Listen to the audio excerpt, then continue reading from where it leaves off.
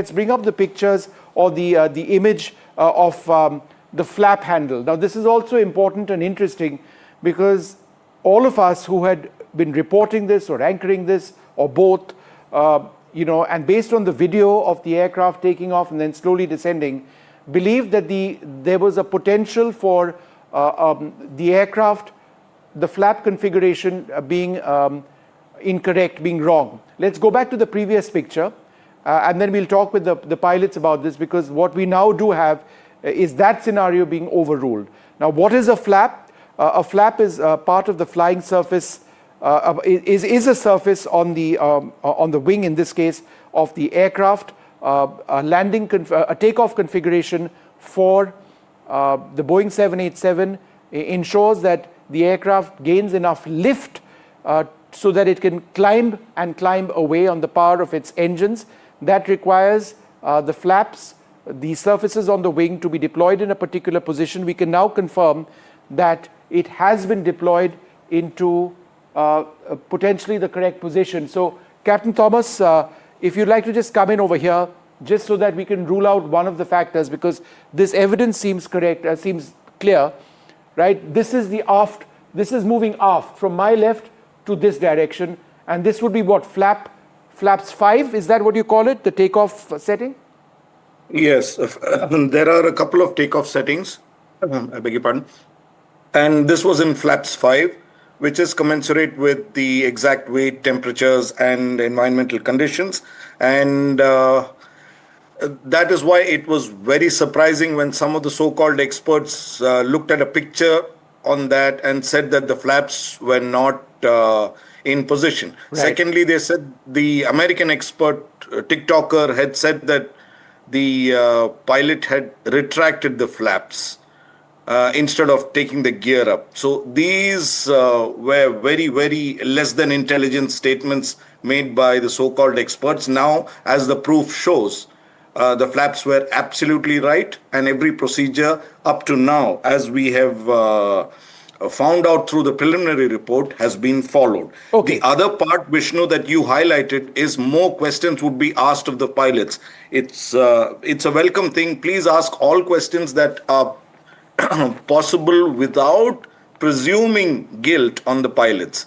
Now, this is a situation where the presumption of guilt is already on the pilot, and we are left fighting to prove our innocence. That should not be the track. It should be innocent until proven guilty. So no, I agree with you. I agree with you. And so I'm not, so just so that I'm clear, I am not asking that question. However, that question will be asked, is my point. Sure, sure. And which is why the second part of what I said was that we really do require more data which can decisively prove a reason for that fuel control switch or the switches, moving from the on to the off position. That's not there at the moment. Correct. I mean, will it be there in the final report? One can only hope. But let's go back to the previous picture. Captain Bhatnagar, would you like to take this? Let's move to the undercarriage lever itself. So, there were again questions raised on whether there was an attempt to raise or the undercarriage, or was it in the extended position. This is what it normally looks like, right? This is what it normally looks like. As soon as the aircraft takes off, there is what is called a positive rate of climb. All pilots want to move this lever from the down position to the up position. As I understand it, again, it's also spring-loaded. You pull it out and you push it up. Why do you want to do that? Because the undercarriage of an aircraft is heavy, it's bulky, and at a critical period of flight, you want the aircraft to be as streamlined, as aerodynamic as possible, because that enables it to climb out better. In this particular case, the undercarriage was in the extended position. Now, that's not surprising, because shortly after taking off, moments after taking off, the pilots have discovered that they've got a bigger issue to deal with, which is the fuel control switches, right? So they didn't get around to lifting the undercarriage. So, I mean, that's my understanding of it. Captain Bhatnagar, would you like to take that question? I don't see anything surprising about the position of the undercarriage, given the circumstances that we know of.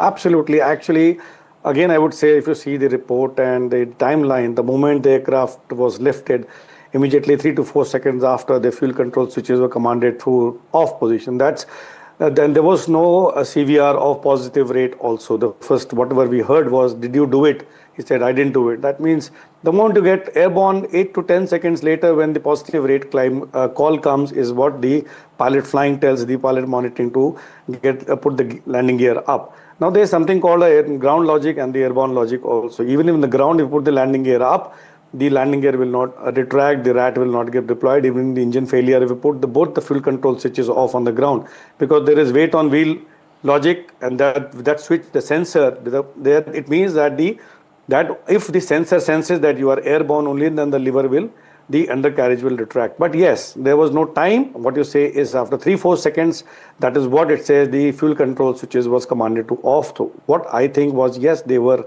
more concerned about how the engine was pulling down, Yeah. and then asked the other one that is the reason they did not do the gear up. That's what